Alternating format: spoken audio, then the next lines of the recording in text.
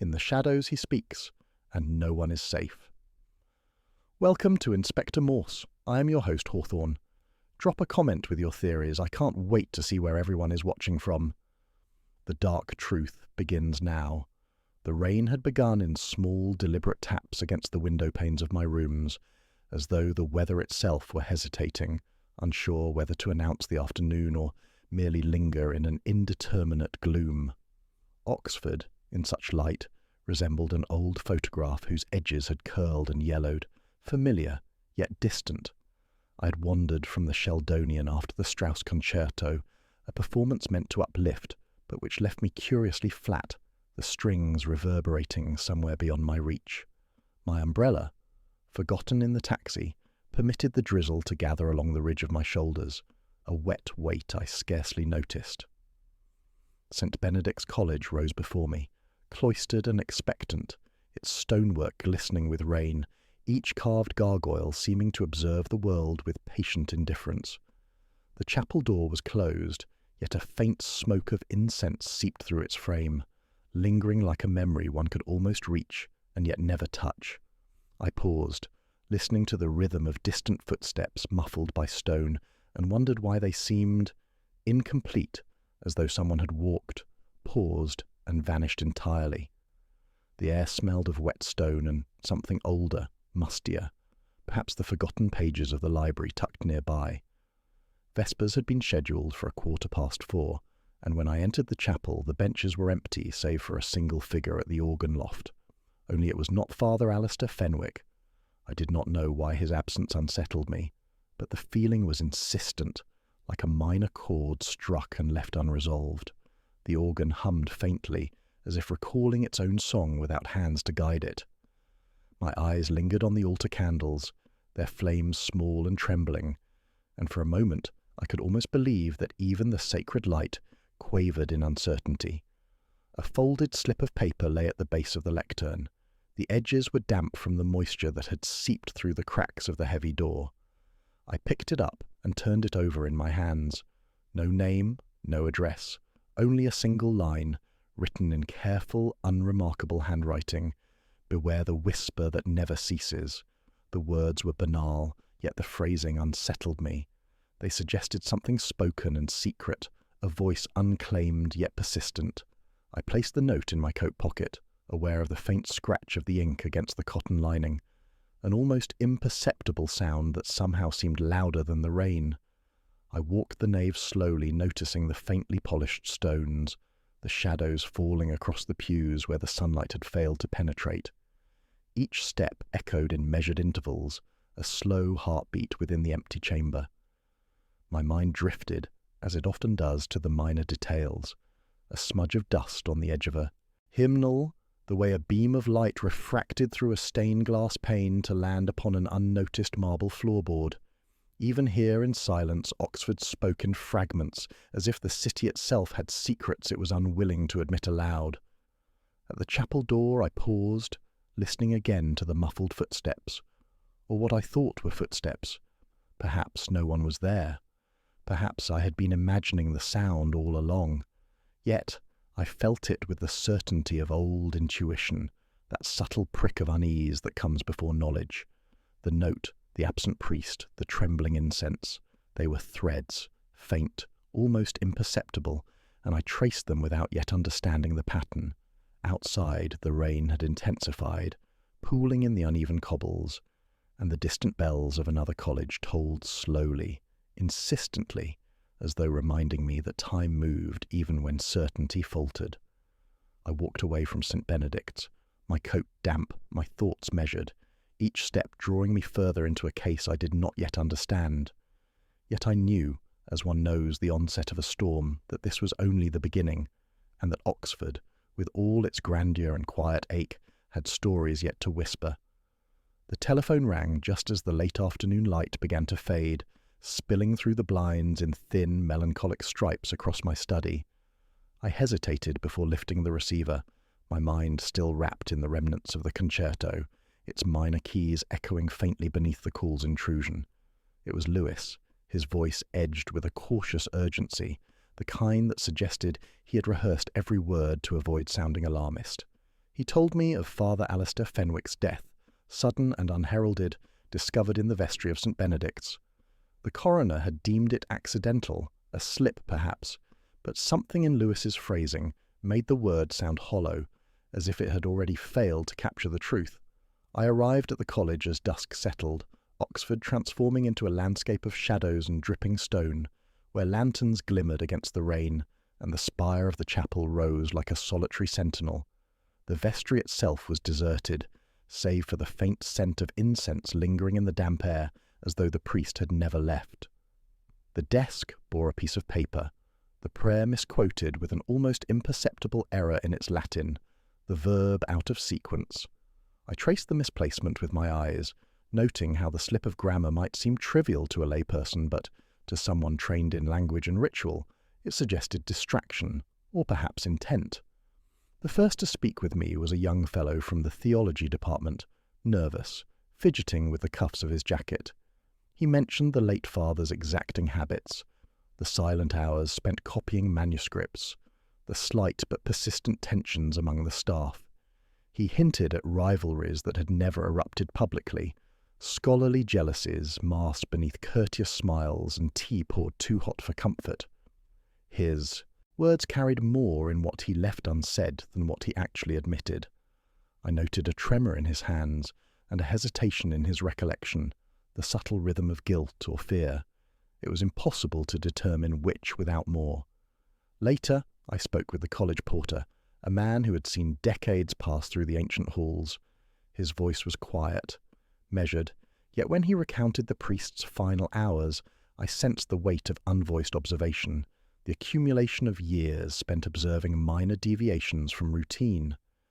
He mentioned seeing Father Fenwick at the library window the evening before, shadows falling across his face, eyes fixed on some unseen text. A fleeting detail. He had held a red bookmark between his fingers, one that had not been returned to its volume the next morning. Such small things matter. I made a note to follow the trail of the missing object. I wandered the vestry once more, my attention caught by the echo of footsteps in the adjacent corridor, the way the damp stone seemed to amplify silence itself. It occurred to me that the misquoted prayer, the missing bookmark, the scent of unclaimed incense, they formed a constellation, faint, barely perceptible like the first stars at twilight.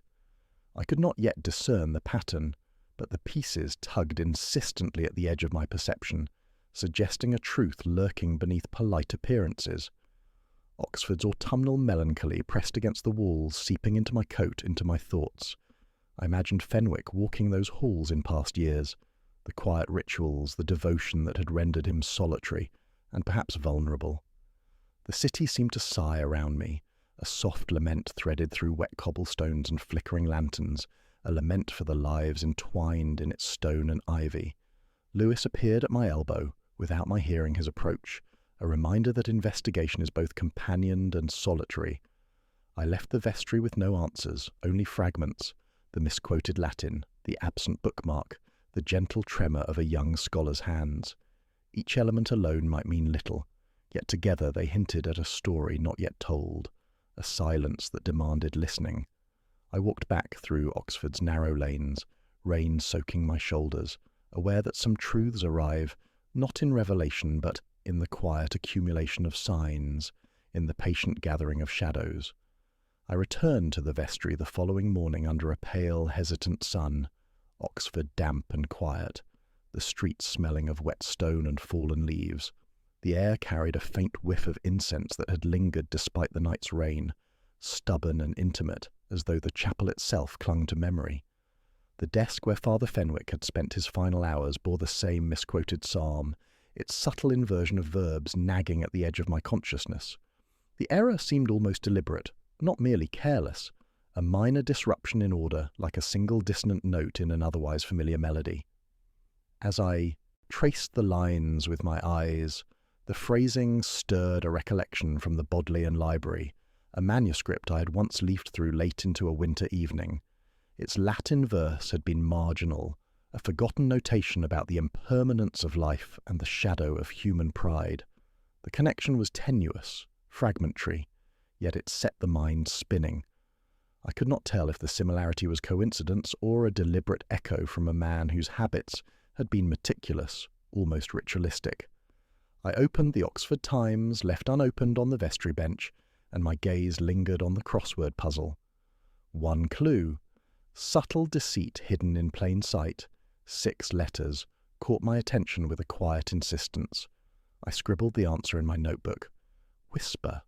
The word resonated with the note I had found beneath the chapel door days before, the silence that had pressed against every corner of St. Benedict's. It seemed that language itself, in its smallest articulations, might be trying to tell me more than the facts alone could convey. Later, I spoke with a visiting historian, a man with the weary air of one perpetually in pursuit of evidence that the world had refused to preserve. He described Father Fenwick's meticulous cataloguing of old sermons and rare books, noting how the priest would linger over the phrasing of a single line for hours, tracing meaning as if in devotion. Yet in recounting these details, the historian's eyes flickered toward a small locked cabinet I had not noticed before, and I marked the gesture in my mind. It was the kind of thing one might dismiss, a twitch, a glance, but in Oxford, such minutiae often spoke louder than declarations. The young theology student I encountered next seemed perpetually on the verge of distraction, shifting weight between heels, speaking softly as though afraid of disturbing the silence. He mentioned a late-night disagreement over a translation, almost apologetically, and I noted how his hands trembled when he recounted a passing comment from the deceased priest. The tremor, the hesitation, the choice of words, all suggested more than mere nervousness. It suggested involvement, though to what degree I could not yet tell. The porter, in contrast, carried the weight of years in measured stoicism.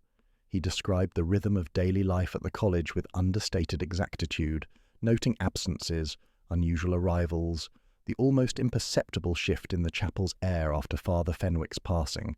His attention to detail was precise, almost obsessive, yet he volunteered only what seemed necessary, leaving vast stretches of space where inference might creep in unnoticed. It was a dance of omission, the silence between sentences containing more than the sentences themselves.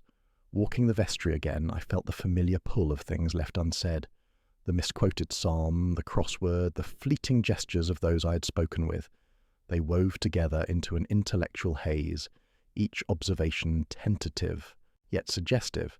Somewhere within the margin of words, the tremor of human desire, rivalry and regret persisted, hinting at motives not yet fully visible. Oxford itself seemed to watch, patient and knowing, as if it too withheld its final judgment. I left the vestry with more questions than answers, carrying the weight of subtleties, the misquotation, the whispered clues, the hesitant glances. In Oxford, understanding often arrives slowly, in fragments that shimmer and fade, and I was learning, again, that the most important truths are those whispered in shadows, almost impossible to grasp, yet impossible to ignore. The Fellows' common room was quiet when I arrived, its oak panels glowing with the amber hue of late afternoon light, the low hum of the radiator mingling with the faint rustle of newspapers, left unread on the tables. I took a seat near the hearth, letting the warmth seep into my coat, my eyes tracing the familiar carvings in the wood. The air smelled faintly of old tea leaves and polished brass, a scent I associated with conversations meant to be polite rather than revealing. Yet today, it seemed that politeness itself carried an undercurrent of tension, subtle and insistent. The young female scholar I had met briefly in the vestry appeared shortly thereafter, her arrival quiet, almost tentative, as though she were stepping into a room she did not fully belong in. She carried a satchel bulging with manuscripts, the edges of pages curling from dampness outside. She offered no greeting, merely a polite nod, and poured tea with deliberate care, letting the kettle hiss softly over the flame. I noted the tremor in her hand as she lifted the cup. Perhaps nerves, perhaps habit. The distinction was never immediate. I spoke to the historian again, noting how his words fell into the room with measured cadence. He recounted Father Fenwick's meticulous record-keeping, the cataloguing of sermons and rare texts, yet in his narrative there was a tension I had not noticed before, a subtle defensiveness that made me curious. He mentioned an argument over an archival text, brief and seemingly inconsequential, yet the way he avoided looking at the scholar when he spoke suggested layers unspoken. I made a quiet note of the omission, aware that in Oxford the spaces between words often carried more than the words themselves. The scholar finally spoke, her voice low, precise, almost rehearsed. She described her interactions with Fenwick, debates over translation, interpretations of liturgical poetry, small quarrels that never escalated into anything overt. Her eyes, however, betrayed a flicker of memory she did not voice, a pause that lingered longer than her sentences. I watched the subtle contractions of her fingers around the cup, the shift of weight from one foot to another, the tiny gestures that betray attention to more than mere propriety. Every movement, every hesitation seemed to fold inward, concealing something just beyond reach. The porter, arriving quietly to collect used cups, spoke sparingly yet with a careful rhythm that suggested observation rather than engagement. He mentioned the odd hours Fenwick kept, the rare late-night visitors to the vestry, and an unopened letter that had remained on the desk for days. Nothing extraordinary, yet combined with the other details, the chronology began to feel less random. I traced the movement of his eyes as he recounted these details, noting which objects drew his attention and which he disregarded, the sort of subtle prioritization that hints at knowledge unspoken. A minor contradiction emerged when the historian mentioned the time of Fenwick's last appearance in the vestry. The student's recollection differed by minutes, but it was enough to prompt me to reconsider the sequence of events. Perhaps a window of opportunity, a small gap in the narrative, and yet the significance remained tentative, elusive, like a shadow at the edge of the corridor. I sipped the tea, warm against the chill that had seeped into my coat, and felt the rhythm of observation settle into me. Oxford, with all its quiet dignity, has a way of magnifying small tensions, letting them expand into a lattice of possible motives and hidden grievances. I made no conclusion, only noted the quiet patterns, tremors, pauses, gestures, omissions. The misquoted psalm still lingered in my mind, now echoing against these living interactions, the whispered shadows between polite conversation. Rising to leave, I walked slowly through the common room, letting my gaze linger on the worn carpet, the muted sunlight falling across polished wood, aware that in the spaces between ritual and habit, human frailty often reveals itself in the smallest details.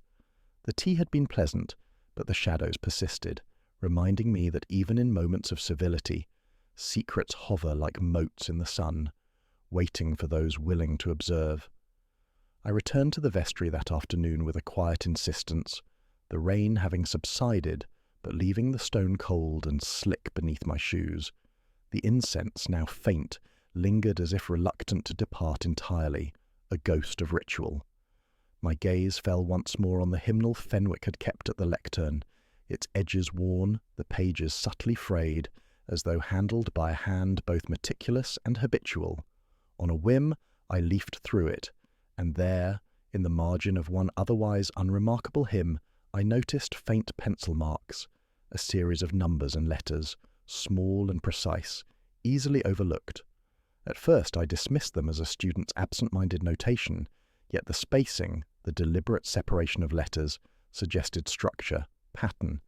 I copied the sequence onto a notebook, observing that the letters, when rearranged, resembled fragments of Latin phrases I had encountered in old manuscripts.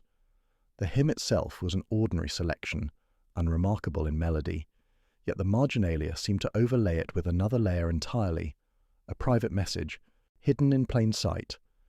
The thought stirred something familiar, the way hidden codes often appear in literature, one line leading to another with quiet cunning.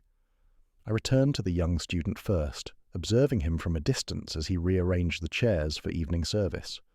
I mentioned casually the presence of notes in a hymn, allowing him to react without suggestion. His eyes flickered toward the lectern, a micro-expression of recognition quickly concealed. I noted the manner in which he closed his hands together, the slight tightening around his fingers, a subtle, telling motion.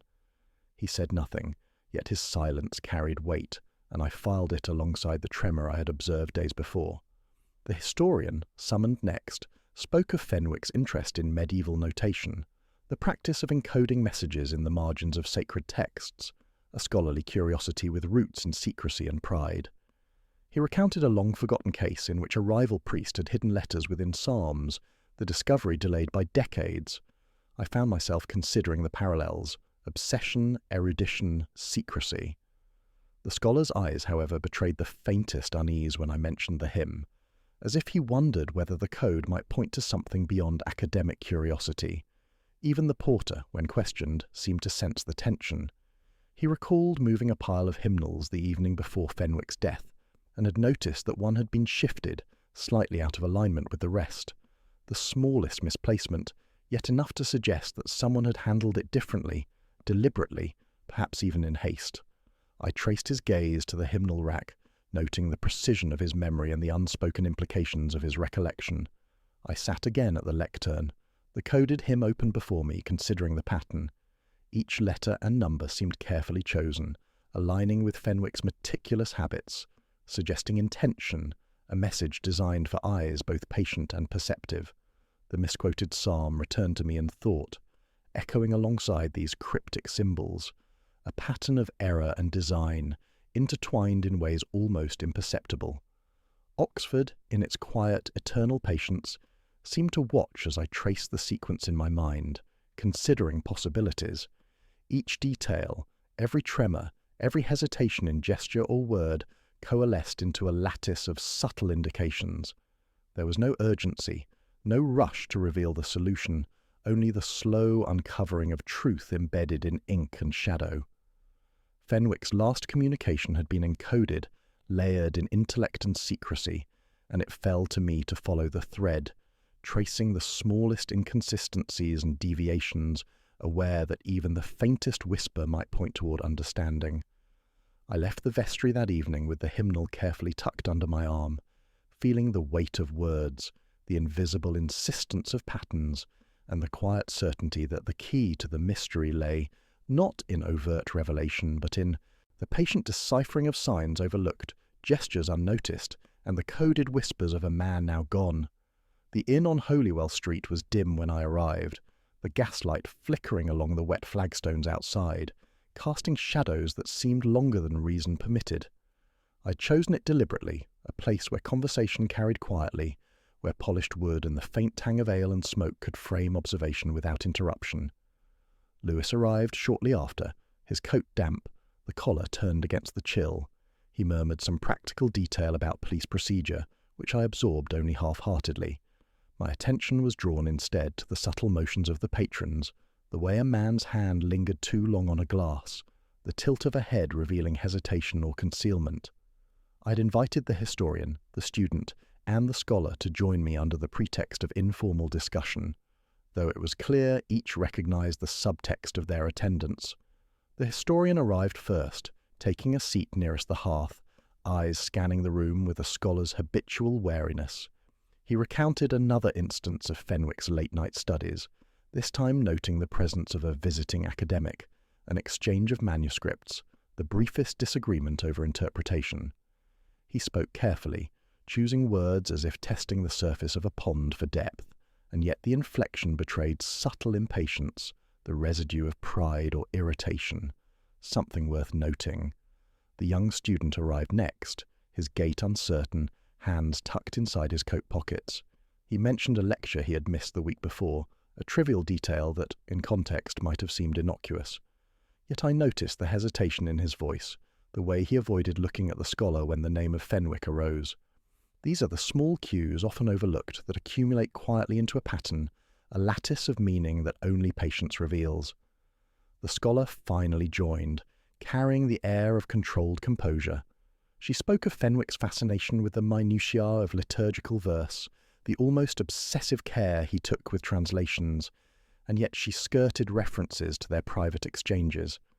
I detected the briefest catch in her breath when I mentioned the hymnal, and her fingers trembled slightly as she lifted her cup. It was the kind of minor detail that might seem inconsequential, yet in Oxford, such subtleties often indicate the presence of hidden truths. I allowed the conversation to drift, noting how words fell and how silence occupied space. The historian mentioned, almost casually, a minor archival dispute with another college, a quarrel ostensibly unrelated to Fenwick. yet the student's brief flinch at the mention suggested that these trivialities were interconnected, part of a network of grievances and rivalries, only perceptible through careful observation. The porter's absence from the room, yet omnipresent in the periphery of discussion, added another layer of intrigue, the institutional memory silently shaping interactions. It was while considering these layered gestures that a small, almost imperceptible contradiction presented itself. The scholar recounted a late-night walk with Fenwick, claiming the streets were deserted, yet the student recalled the faint presence of a street musician, a violinist in the rain. A minor detail, easily dismissed, but in Oxford, as I have learned, even such trifles can pivot a line of inquiry, revealing inconsistencies in narrative that may point toward intention or concealment. I drank my ale slowly, the warmth seeping through the damp chill of my coat, and let the room's quiet rhythms guide observation. Each pause, each glance, each carefully measured syllable contributed to the lattice of potential meanings, of hidden motives. Fenwick's death was not yet explicable, but the threads were beginning to align. Scholarly pride, minor disputes, private exchanges, gestures unnoticed by all but the most patient observer. As the evening deepened, I walked the patron's attention with a quiet hand, letting observation linger where it might, letting the room settle into its shadows. Oxford itself seemed to exhale around the inn, and I understood once again that discovery often arrives not in sudden illumination, but in the gradual tracing of absence, in the attentive noting of minor inconsistencies, and in the patient unfolding of what has been whispered in shadows. The morning was grey and slow, Oxford's streets slick with overnight rain, the air carrying the faint metallic tang that precedes frost. I walked alone to St. Benedict's, my coat collar raised, thoughts tracing the patterns of the previous days. Two possibilities had emerged, each intellectually satisfying yet unsatisfactory in their totality, one pointing toward the historian, the other to the student. Both were plausible, grounded in observable gestures and documented presence, yet neither felt complete, as though a single overlooked note had yet to strike the proper chord. I returned to the vestry, lingering over the misquoted psalm once more. Its minor inversion continued to echo in my mind, paired now with the coded hymn and the trembling gestures of those I had observed. There is a peculiar logic in Oxford, a tendency for small errors to carry disproportionate meaning when placed in the context of human pride and obsession. I traced the sequence of events in my notebook, connecting late-night visits, archival disputes, and subtle variations in speech. Each link suggested intent, but left a space, an absence that refused to be fully illuminated. The historian's office was next, a room lined with books whose leather spines smelled of dust and varnish, of time preserved.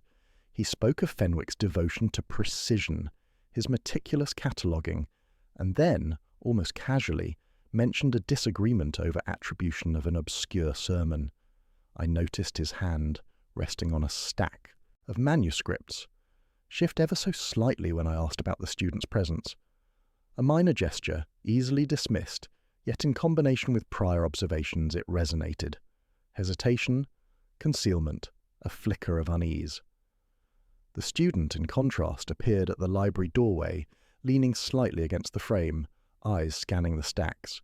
He recounted his last conversation with Fenwick, the subject of liturgical translation, his voice steady, yet I noted a subtle contraction of the lips, a nervous tightening at the wrist as he referenced the scholar. These small cues, seemingly trivial, carried meaning when placed in sequence with other, previously unnoticed details. The mind must sometimes trace the absence between words, the pregnant silence that hints at more than speech can convey. I spent the afternoon retracing Fenwick's last known movements, walking corridors lined with worn stone, listening to the creak of floorboards under my steps, smelling the faintly sweet scent of aged paper and dust.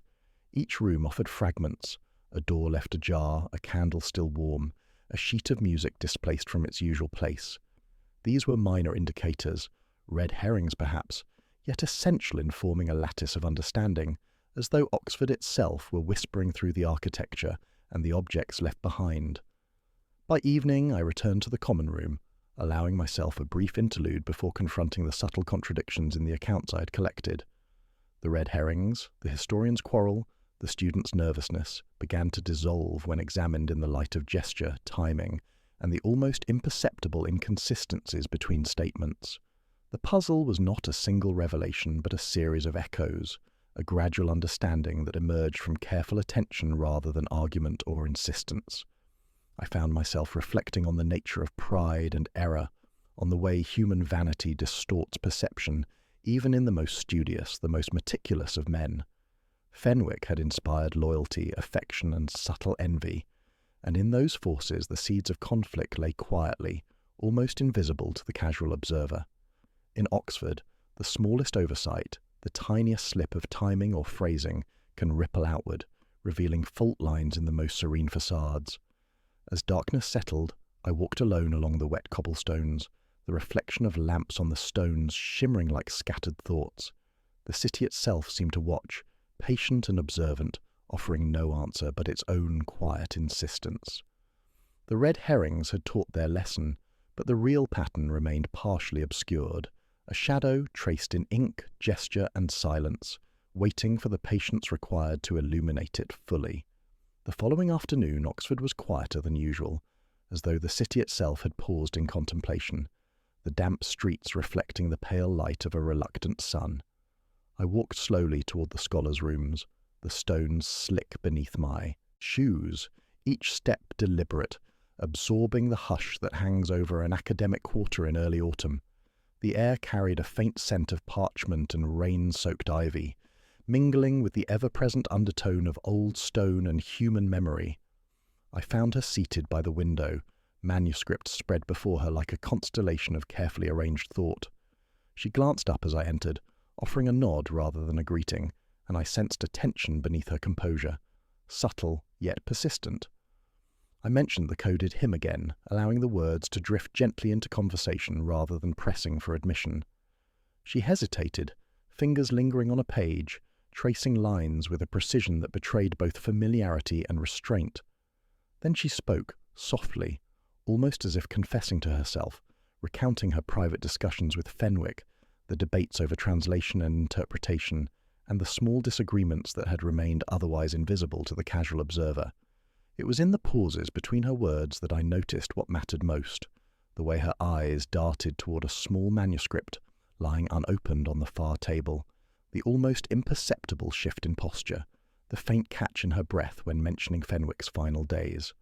There was a rhythm to her silence, a cadence of omission that spoke more than the carefully chosen words themselves. I traced it, noting how Oxford teaches one to observe the gaps between conversation, where truth often nestles in shadows rather than sunlight. She described a visit by a fellow academic the evening before Fenwick's death, a casual meeting in the vestry to discuss an obscure liturgical text. The account seemed plausible, yet there were discrepancies when compared to other narratives I had gathered. The timing, the objects left in the room, even the placement of the hymnals. These small deviations, almost imperceptible, created a lattice of inconsistency, a subtle distortion that hinted at more than simple memory lapses. The young student arrived shortly after, summoned by polite invitation, yet clearly aware of the subtext. He recounted late-night observations, moments of tension he had witnessed, and debates over translations. His voice was measured, yet a tremor betrayed his discomfort when referencing her presence in the vestry, a detail, minor yet revealing. I noted it silently, the way Oxford allows one to read character in the minutiae of gesture, the shift of weight, the tightening of hands. The conversation drifted toward the priest's habits, the almost ritualistic care with which he arranged hymnals, catalogued manuscripts, and corrected minor textual errors. She mentioned his fondness for precision and the small irritations that arose when those around him failed to meet his standards. I noted that her eyes occasionally strayed to the hymnals as though they held secrets unspoken, and I felt the weight of layered loyalties, pride, and hidden anxieties pressing through the gentle rhythm of discussion. By evening the room had grown shadowed, the fading light reflecting on polished wood and parchment. We spoke little, allowing observation to fill the spaces words could not occupy. The coded hymn, the misquoted psalm, the unspoken gestures, all coalesced into a pattern, faint and almost imperceptible, yet present. I left her rooms with more clarity about the human lattice surrounding Fenwick's final days, aware that the whispered confessions, small and deliberate, contained clues that would eventually illuminate the broader truth. Walking back through the quiet streets, I felt the melancholy pulse of Oxford, each stone and shadow a testament to memory and omission. Some truths are never spoken aloud, and some confessions arrive only in the cadence of hesitation, in the weight of unclaimed glances, in the subtle inns. I returned to St. Benedict's late in the morning, the autumnal light pale and uneven, filtering through the high windows in thin, ghostly lines across the stone floor. The vestry seemed emptier than usual, though the faint residue of incense lingered, stubborn and almost sentient. I lingered at the desk once more, noting the misquoted psalm, the coded hymn, and the pattern of minor gestures I had observed in the scholar and student alike. Something, I sensed, had been overlooked, an element so simple it might have slipped past all but the most patient eye. It was the college ledger that drew my attention, long forgotten on a side shelf. Dust had settled on its leather cover, the edges curling slightly from age and neglect. Most would have passed it by as routine record-keeping, but I noticed that one entry had been crossed out with uncharacteristic haste, a date shifted by a single day. The ledger was otherwise precise, its margins filled with meticulous notes, and yet here was an anomaly, a small misalignment in the otherwise rigid order. My fingers traced the line, the indentation of the pen revealing a pressure that suggested urgency, perhaps even guilt. I called the porter to examine it with me, and he spoke little, merely noting the anomaly with the quiet precision of long experience. His eyes lingered on the crossed-out date, his lips pressed in a faint line, and I detected the slightest tremor in his hands. He mentioned almost casually that Fenwick had often insisted on precise bookkeeping, correcting even minor deviations with a careful hand. That one error, he admitted, might have seemed trivial at the time, yet its presence in the ledger now suggested a breach in the priest's usual pattern, a small crack in the meticulous surface of his world. The historian arrived soon after, summoned under the pretense of scholarly curiosity. I observed his reactions carefully as I pointed out the ledger's discrepancy. He smiled faintly, a shadow of recognition passing across his features, yet he avoided my eyes. It was the sort of subtle, involuntary acknowledgement that hints at knowledge unspoken. I noted the way. His fingers brushed over the ledger, lingering on the crossed-out entry, as if to confirm something only he could discern. Later, the young student joined, nervous and hesitant, carrying a stack of text for consultation. I allowed him to notice the ledger before me, watching his reaction closely. His lips parted slightly, and a brief flush spread across his cheeks, a minor, involuntary display of concern. He mentioned a minor misplacement of manuscripts that evening, words that initially seemed inconsequential, yet gained significance when aligned with the ledger's subtle irregularity. In Oxford, as I have learned, the smallest oversight can unravel carefully constructed facades. I retraced the sequence in my mind, the misquoted psalm, the coded hymn, the ledger's anomaly, and the gestures I had previously catalogued, the tremor of a hand, the hesitation of a glance, the slight avoidance of eye contact. Each had been noted in isolation, but now, in combination, they formed a lattice of meaning that flickered just beyond complete comprehension. The ledger, in its quiet, almost unassuming manner, had illuminated a hidden rhythm of Fenwick's final days, suggesting not merely accident, but the subtle influence of human error, anxiety, and perhaps deliberate misdirection. As I left the vestry, the corridors empty and echoing beneath my steps, I felt a sense of cautious progress. The forgotten ledger had provided clarity not in sudden revelation, but in the patient realignment of minor details, the recognition of an overlooked trace. Oxford's stone and shadow seemed to murmur approval, as though confirming that the most profound truths are rarely shouted, but quietly observed, discovered in the careful attunement to absence, gesture, and pattern. Instance of silence itself. The quad was nearly deserted when I arrived, the last of the afternoon light fading into a cold violet dusk. Damp air clung to the stone, and the ancient walls seemed to absorb the silence, leaving only the faint echo of my footsteps. I moved slowly, deliberately, my coat collar turned up against the chill, letting observation guide me rather than any urgent sense of purpose. The benches were slick with rain, the leaves wet and crinkled beneath my shoes, each detail registering with quiet insistence. In Oxford, the world's minutiae carry a weight often disproportionate to their appearance. Lewis joined me shortly after, muttering about paperwork and the official reports, which I absorbed more as background noise than instruction. We paused near the fountain, its water murmuring against stone in soft insistence, and I let my gaze drift to the surrounding college buildings, noting the pattern of lit windows, the faint glow reflecting off rain-darkened stone. It was in these quiet moments, between observation and reflection, that the smallest details often reveal themselves. A misaligned shutter, the residue of a hurried movement, a shadow that lingers too long. I returned to the vestry, tracing once more the coded hymn and the misquoted psalm. The lines of text seemed almost to breathe, shifting in meaning as the mind oscillates between memory and inference. My thoughts lingered on the ledger, the crossed-out entry, and the subtle gestures I had catalogued over the preceding days. There was an almost imperceptible rhythm to the discrepancies, an interplay of human pride, scholarly obsession, and the quiet, insidious pressures of Oxford's hierarchical lattice. The pieces were converging, yet the full picture remained obscured, tantalizingly out of reach.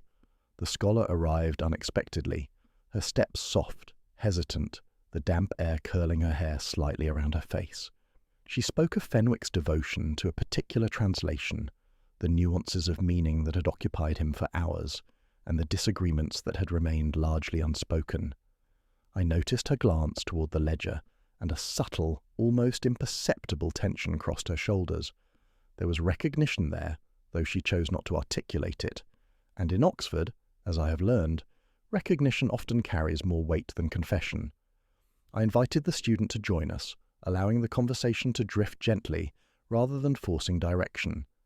His recounting of Fenwick's final evenings contained small contradictions, minor variations in timing and description, yet these were precisely the clues I had been seeking. One gesture, a fleeting touch to the hymnal, seemed out of rhythm with the others. It suggested awareness, perhaps even guilt, though the precise form remained elusive.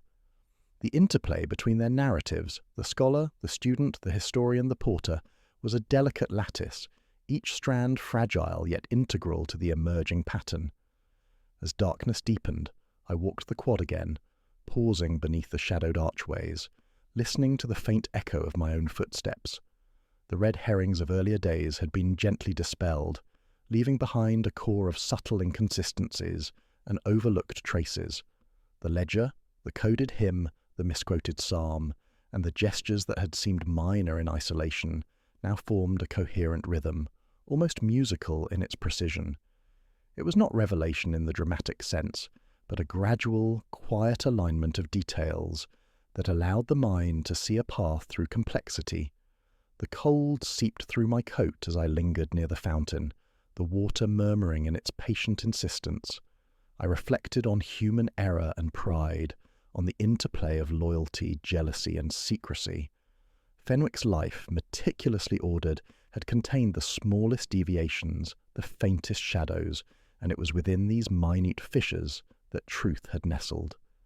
Oxford seemed to exhale around me, the city itself a quiet witness to the unfolding lattice of human intention, subtle and persistent.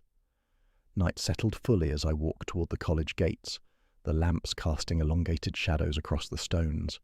I understood once more that a discovery is rarely abrupt. It arrives in patient observation, in the alignment of small inconsistencies, in the careful tracing of gestures and omissions.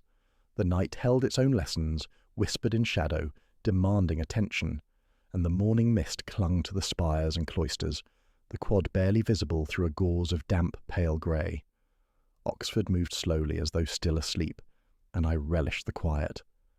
Footsteps echoed off the stone in measured rhythm, each step a punctuation in the otherwise hushed city. I made my way toward the Bodleian, not for research this time, but to retrace a memory, a line from a manuscript I had once studied, a fragment of Latin that seemed curiously aligned with the misquoted psalm. The city, with its subtle insistence, often allows the past to intrude on the present in unexpected ways. The librarian, a woman of precise habits and quiet authority, guided me to a restricted collection. The smell of vellum and ink filled the air, an intoxicating reminder of centuries held in patient stillness. I traced the manuscript carefully, fingers hovering above the page before committing to touch, noting the slightly uneven margins and the tiny annotations made in a hand I recognized from previous study. Here was a fragment of ritual, a subtle variation in phrasing that suggested an intentional shift, a deviation meant to be noticed only by those attuned to nuance. Back at the vestry, I reflected on the earlier interviews, the ledger, and the coded hymn. The historian's carefully measured explanations had not accounted for all deviations. The student's nervous gestures hinted at recollections he had not yet voiced. The scholar's composure masked more than it revealed. I began to see the faint outline of a pattern that had been eluding me. Minor inconsistencies, not as errors but as deliberate traces, echoes of interactions shaped by pride, secrecy, and perhaps fear. I returned to the ledger, the crossed-out entry still faintly pressing beneath my fingertips. The sequence of dates and annotations now seemed to interact with the coded hymn in ways previously unconsidered, as if Fenwick had been leaving markers for someone, or perhaps warning himself. The small tremors, pauses, and hesitations I had catalogued in conversation now resonated with these textual anomalies, forming a lattice of subtle influence stretching across human behaviour and written word alike. A visit from the porter in the late afternoon offered another fragment of clarity. He spoke of doors left ajar, candles lit and extinguished at unusual hours, and a minor rearrangement of hymnals the night before Fenwick's death. His observations were precise, free of embellishment, yet they carried weight because of their consistency with other minor anomalies I had recorded. In the quiet of Oxford's cloisters, where every sound is amplified and every gesture observed, such seemingly trivial details assume significance beyond their immediate impression. I walked through the college corridors again, retracing Fenwick's probable paths, imagining his late-night routines and the small interactions that punctuated them.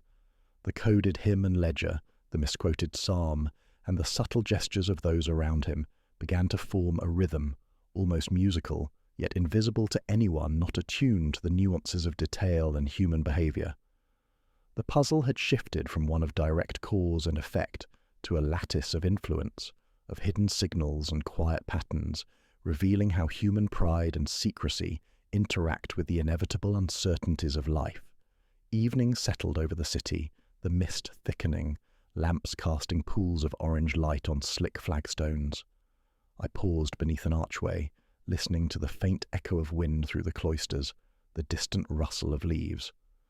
Oxford, with all its patient observation and silent testimony, seemed to affirm that understanding is seldom immediate. It is a slow recognition of connection, a tracing of hidden threads, a careful noting of gesture and omission. The echoes of the past, I realized, are always present, whispering in the spaces between speech, in the margins of texts, in the shadowed corridors of human intention. De-silencer, the afternoon had taken on a peculiar stillness, Oxford streets muted beneath a low-hanging sky, clouds pressed close to the gables and spires. I returned once more to the vestry, the worn stone floor cold beneath my shoes, the faint scent of incense lingering stubbornly, almost deliberate, as if the room itself remembered the priest who had walked its aisles. The coded hymn lay open again, the pencil marks faint but insistent, and the misquoted psalm stared back with the quiet defiance of an unsolved problem. I allowed myself a slow, deliberate walk around the space, noting once more the alignment of hymnals, the precise positioning of the lectern, the minor irregularities in shadow cast by the late autumn sun. Each detail seemed to insist on observation, as though the room itself were a repository of secrets, waiting for someone patient enough to read its quiet language. The ledger, now resting on a nearby table, offered its faint imprint of crossed-out dates and subtle annotations, interacting in ways I had not yet fully mapped. The scholar arrived unannounced, her steps soft against the stone, and she did not speak immediately, allowing the silence to frame the space between us. I mentioned the ledger, the coded hymn, and the misquoted psalm without pressing for explanation, letting her reactions register in the quiet air. Her hands rested lightly on the hymnals, lingering over the margin of the open page, and I noticed the faintest hesitation, the almost imperceptible tightening of the jaw. These gestures, minor in isolation, had accumulated over days into a discernible rhythm, a lattice of human behavior that suggested awareness, perhaps complicity, or at least understanding. The student arrived shortly thereafter, carrying an armful of manuscripts, his presence a contrast of youthful tension and careful restraint. He noted the alignment of hymnals and the position of the lectern, his eyes flickering briefly to the ledger before returning to the hymn in question. He spoke of Fenwick's meticulous habits, the corrections he had made to translations, and the importance of precise phrasing. A slight pause, a measured glance toward the scholar, and I recorded the subtle interplay of loyalty, pride, and unspoken tension. I moved through the room slowly, touching lightly on the surfaces, noting the way sunlight fell on the worn floorboards, the shadows stretching across the stone, the faint echo of distant footsteps in the cloisters. The coded hymn, the ledger, the misquoted psalm. They were no longer isolated anomalies, but threads in a web of human intention and oversight. Each gesture, each pause, each minor discrepancy in speech or movement now carried potential significance. My mind traced the patterns once more. The ledgers crossed out dates, the subtle annotations, the coded hymn, the misquoted psalm, the tremors and hesitations I had observed in conversation. Each was a small signal, a fragment of truth obscured by layers of pride, secrecy, and the intricate dynamics of academic life.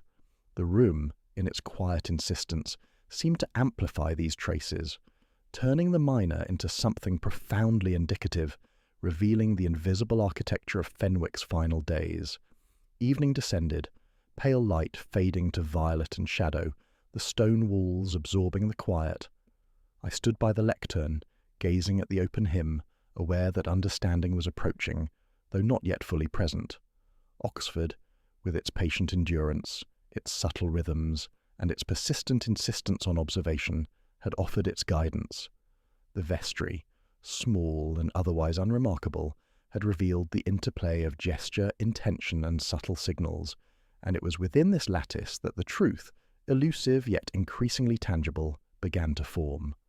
I left with careful steps, the weight of observation settling in my mind, aware that the pattern, while still incomplete, had begun to resolve itself quietly, almost imperceptibly, in the alignment of gestures, words, and the persistent whisper of shadows.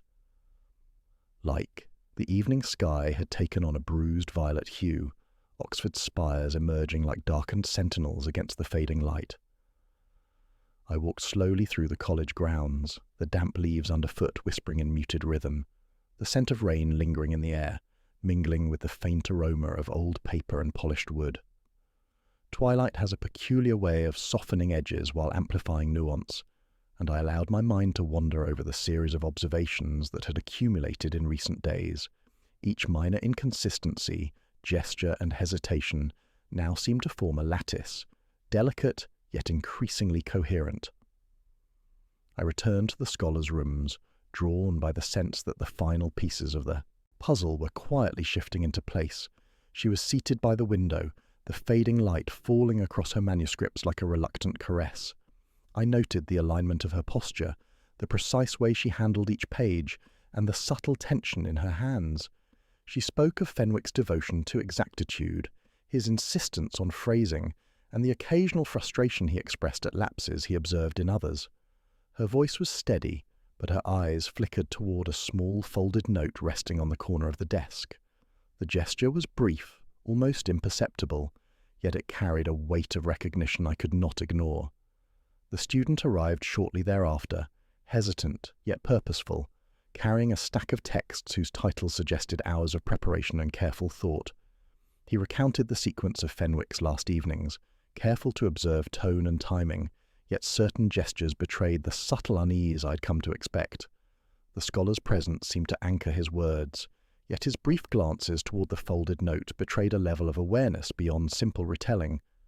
These small details, minor in isolation, had over time revealed themselves as critical threads in the fabric of understanding. I returned once more to the ledger, tracing the faint indentation of the crossed-out entry, now illuminated by the slanting light of a late autumn sun through the high window. The sequence of dates, annotations, and minor discrepancies now appeared to interact with the coded hymn in ways I had not previously appreciated. Each gesture, pause, and subtle deviation in narrative I had observed over the preceding days found resonance here, forming a lattice of influence and intention that could not be ignored. As we discussed the events of Fenwick's final days, I noted the rhythm of conversation, the interplay of silence and speech, the subtle shifts in posture, and the small, almost imperceptible acknowledgements passing between scholar and student. Oxford teaches one to read between words, to notice the cadence of hesitation, the glimmer of recognition, the tremor in a hand that is otherwise composed. These were the elements that carried the truth, hidden beneath layers of pride, loyalty, and scholarly devotion. The historian arrived later, invited under the guise of continued research, his presence adding another layer to the delicate lattice. His eyes, scanning ledger, hymn, and manuscripts, betrayed a recognition that he did not voice. I observed the micro-expressions, the way his fingers lingered over certain lines, the pause before he spoke, all indicators that spoke more than his carefully measured words. In Oxford, such subtlety is both art and necessity, revealing truths often obscured by civility and caution. By the time the sky had fully darkened, casting the room into shadowed gold and violet, I allowed the three to converse quietly among themselves, observing without intrusion. The ledger, the coded hymn, the misquoted psalm, and the gestures I had meticulously recorded coalesced into an emergent clarity, a pattern of human intention and oversight. Not all was yet revealed, but the lattice was visible, the whispers of truth almost audible in the interplay of shadow, silence, and careful observation. Walking back through the quiet streets, lamps reflecting in rain-darkened stone, I felt the slow convergence of observation and inference. Twilight had offered its subtle revelations, and Oxford itself seemed to confirm that understanding often arrives in the quiet alignment of gestures, omissions, and patient attention, rather than in sudden illumination. The night had deepened into a velvet stillness, Oxford cloaked in shadow, the spires etched sharply against the ink-dark sky. Damp cobblestones glistened under the sparse glow of street lamps, each step producing a muted echo that seemed to reverberate longer than expected. I walked alone, coat collar raised, mind tracing the careful lattice of observations that had accumulated over the weeks. The ledger, the coded hymn, the misquoted psalm, and the subtle gestures of those around Fenwick all demanded alignment, and I sensed that the final threads were now within reach. Returning to the vestry, I allowed my gaze to roam over the stone walls, the worn floorboards, and the lectern where Fenwick had spent so many hours in quiet devotion. The room seemed alive with memory, each object quietly asserting its relevance. I noted the small irregularities in the arrangement of hymnals, the faint smudges of pencil, and the minute shift in sunlight across the desk. These were not trivial. They were the delicate markers of human presence and intention, almost invisible except to the patient observer. The scholar arrived, her expression composed yet tempered with a faint tension I had learned to read. We spoke quietly of Fenwick's devotion to accuracy, the small disputes over translation, and the subtle rivalries that had remained unspoken in the cloisters. Her eyes occasionally flicked to the ledger, to the folded note, to the hymn itself, each movement deliberate, measured, yet betraying an awareness she did not articulate. Oxford teaches one to read between gestures, to notice the rhythm of acknowledgement, the brief micro-expressions that reveal far more than words. The student joined soon after, carrying texts with a careful weight, a conscious display of preparation. He recounted Fenwick's last hours, the sequence of visits and discussions, and the minor alterations to manuscripts and hymnals. His narrative was precise, yet I noted subtle deviations, hesitations, slight corrections, the almost imperceptible avoidance of direct eye contact that indicated knowledge not fully disclosed. The interplay between scholar and student, layered with gestures, glances, and silences, now formed a lattice of understanding, each element reinforcing the others. It was in the ledger that the final clue revealed itself. The crossed-out entry, when, read in sequence with the coded hymn, the misquoted psalm, and the patterns of gesture I had observed, suggested a chain of intent rather than accident. The priest's routines, the subtle adjustments in manuscript placement, and the careful choreography of visits and observations all pointed toward a human design, quietly shaping the events that led to his death. Small deviations, almost imperceptible, had served as markers, signaling the presence of an unseen hand, the guidance of deliberate intention within the apparent chaos of routine. Even the porter contributed without speaking, his quiet observations aligning with my own notes. Doors left slightly ajar, candles extinguished with unhurried deliberation, hymnals arranged with near perfection but for a single, telling shift. Each had seemed minor alone, but together they illuminated the architecture of subtle human behavior, revealing tensions, priorities, and hidden loyalties in the academic world Fenwick inhabited. By late evening, the room held a measured hush, the faint smell of old paper and lingering incense pressing against the quiet. I stepped back, observing the scholar and student together, each aware yet restrained, their gestures and expressions revealing understanding without confession. Oxford itself seemed to breathe with patient certainty, the shadows and light affirming that knowledge often comes not through confrontation, but through careful observation, attention to omission, and the alignment of subtle cues. As I left the vestry, the streets wet and gleaming under lamplight, I felt the sense of resolution approaching, not in sudden revelation, but in the quiet confluence of detail and human pattern. The unravelling had begun, slow and inevitable, each thread of gesture, word, and omission converging toward the clarity that only patient attention and reflective insight can bring. The dawn broke over Oxford with a reluctant, muted light, the spires and towers outlined in pale gold against the lingering veil of mist. I walked slowly through the deserted streets, the faint patter of residual rain against cobblestones punctuating each step. There was a solemnity in the city this morning, as if even the stones had paused to witness the quiet unfolding of truth. I felt the weight of accumulated observations, the ledger, the coded hymn, the misquoted psalm, and the subtle gestures that had guided me to this point. Everything seemed aligned now, poised on the precipice of final revelation. I arrived at the scholars' rooms, the quiet hallways absorbing my footsteps like old parchment. She met me at the door, expression composed, yet eyes betraying the faintest tension. There was no dramatic confession in her gaze, only a quiet acknowledgement, an understanding that had been building through weeks of observation and silent inference. We moved into the study, the manuscripts spread across the desk like a constellation of half-hidden truths. The air was thick with the scent of ink, rain, and the subtle residue of human anxiety, all pressing quietly against the measured rhythm of conversation. I laid out the ledger once more, tracing the crossed-out entries and subtle annotations, letting the pattern emerge without interruption. I spoke of Fenwick's habits, his meticulous devotion to text, and the subtle deviations that had gone unnoticed, gestures and glances carrying more meaning than spoken words. She nodded slightly, almost imperceptibly, and I recognized the careful alignment of acknowledgement and restraint that had been present throughout our interactions. Oxford teaches one to see the silent choreography of human behavior, and she had participated willingly in that dance, knowingly or not. The student joined us, his nervous energy tempered by careful preparation, carrying manuscripts whose content now seemed almost symbolic in relation to the unfolding narrative.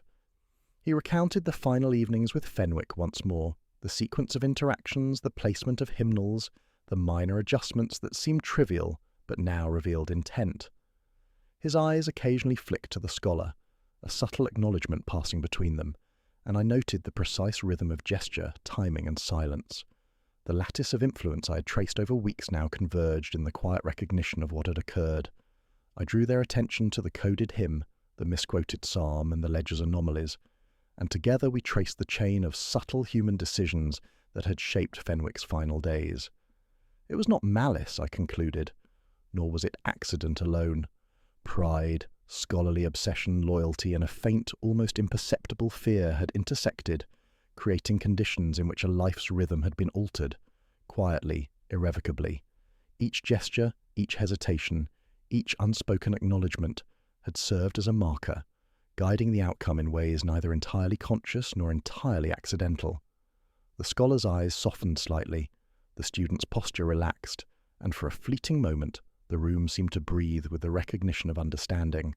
I did not offer absolution, nor did I seek dramatic confession. It was enough to witness the alignment of detail, intention, and consequence, the quiet resolution that arises not from confrontation but from patient observation and reflective attention. Oxford itself, with its centuries of shadowed corridors and whispered knowledge, seemed to affirm this subtle convergence. As I left the college grounds, the mist lifting gradually to reveal the city's stone and spire in faint clarity, I allowed a final glance back at the vestry. The room remained silent, unchanged, yet imbued with the weight of revelation, a testament to human intention, subtlety, and the hidden architecture of ordinary actions. Some truths, I reflected, are best recognized quietly, in observation and reflection, rather than announced aloud. Oxford whispered them softly to those who would listen. I walked, away slowly, the streets glistening in early light, the city awakening with measured patience, leaving behind a sense of melancholy and quiet satisfaction, the kind that settles in the chest when one has traced human motives to their subtle, inevitable conclusions. The day had waned into a pale, cold evening, Oxford's spires etched sharply against a sky that had lost all warmth. I found myself walking along the river, the Isis reflecting the muted grey of clouds, broken only by the occasional ripple of a passing boat. The air carried the scent of damp earth and fallen leaves, mingling with a faint residue of old paper and candle smoke from the colleges lining the banks. It was in such moments that reflection becomes almost unavoidable, a quiet assessment of events, human motives, and the subtle consequences that linger long after the immediate resolution of a case. I paused near a small bridge, observing the water's movement and the soft shadows cast by the lamplight. The pattern of ripples reminded me, absurdly perhaps, of the ledger and hymn, of the misquoted psalm, and the subtle gestures I had catalogued over weeks. Each seemed separate in isolation, yet here, mirrored in the water, the interconnectedness became tangible. Small influences, minor decisions, and unspoken tensions converging like currents beneath a placid surface. Oxford is generous with such lessons, offering clarity not through confrontation but through quiet observation and patient attention. Returning to my rooms, I poured a glass of whiskey, the amber liquid catching the fading light. I sat by the window, watching shadows stretch across the cobblestones, listening to the distant bell of a college clock tolling the hour.